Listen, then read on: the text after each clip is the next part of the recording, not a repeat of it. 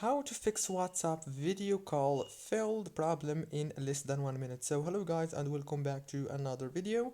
On this video I'm going to show you how to fix this problem in less than 1 minute. So first thing you have to do is open the settings on your phone and then search for the wireless and networks option.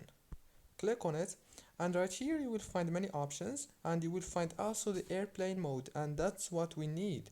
Just enable it like this and disable it. Now go back and this time go to the apps manager on the settings. Click on apps. Right here you will find many apps. Search for WhatsApp and click on it. After you click on WhatsApp, now you have one thing to do here. Just click on force stop.